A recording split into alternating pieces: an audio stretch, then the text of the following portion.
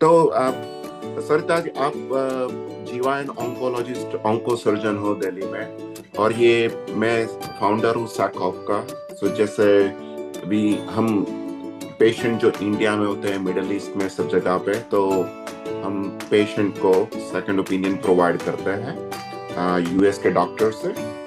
And as well as हमने introduce किया है कि जो स्मॉलर सिटीज है इंडिया में, वहां से भी patients can get opinion from the surgeons like you, और patient can get opinion from, अगर दिल्ली में है तो वो मुंबई से भी ले सकते हैं, कोलकाता से भी ले सकते हैं, या चेन्नई से भी ले सकते हैं। तो now distance doesn't matter with the technology, ठीक है।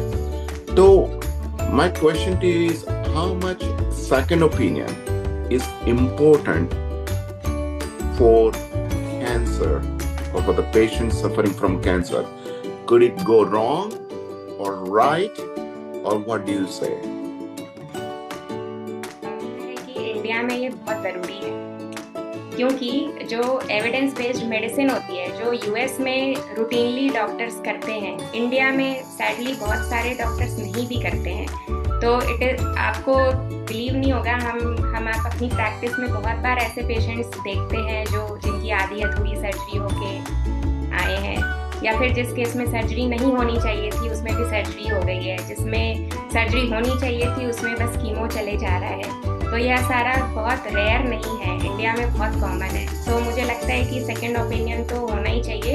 Even I tell my patients also that you go, you see, but yes, before consulting a second person you see their credentials also. अब आप सेकेंड ओपिनियन किसी Ayurvedic doctor से लेने जाएंगे तो वो तो बहुत ही इट इज़ लाइक मजाक on the system, but problem तो है। एंड सेकेंड ओपिनियन लेना चाहिए, बिकॉज उससे बहुत टाइम ना even you are able to reach a consensus that what is best for the patient. May be कोई डिफ़िकल्ट या मुश्किल सा केस है जिसमें मुझे लगता है कि ये पेशेंट के लिए बेस्ट है, हो सकता है दूसरे गायनिक ऑन्कोलॉजिस्ट को लगे कि नहीं हम ये भी कर सकते हैं, देन एक कंबाइंड डिसीजन हो सकता है उस पेशेंट के लिए जो उनके लिए आउटकम को इम्प्रूव भी करेगा।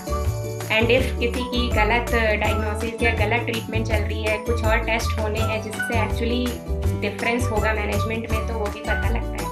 तो दैट इज़ वाई इंडिया में अब तो बहुत कॉमन है कि लोग सेकेंड ओपिनियन के लिए जाते हैं। And I believe it is very right direction and they should go for it, because cancer diagnosis अपने आप में बहुत स्टिग्मा है, और अगर उसमें ना अगर हम एक कंसेंसस पे पहुंच सकें एज अ फैमिली, बहुत बार पेशेंट्स ही डर जाते हैं अगर उनको फ्रंट लाइन पे हम कोई बहुत मेजर सर्जरी बताते हैं जिसमें थोड़ी कम रेडिकल सर्जरी भी संभव है। लाइक बहुत बार ऐसे होता है कि गायनी कैंसर्स में ना उनको नॉन गायनिक ऑन्कोलॉजिस्ट जो इंडिया में बहुत कॉमन है वो सारा कुछ रिमूवल बता देते हैं यंग पेशेंट्स में भी, 25 year old, remove the uterus, remove the ovary, because they don't understand the physiology of gynae, and उस वे में the patient loses everything from her body.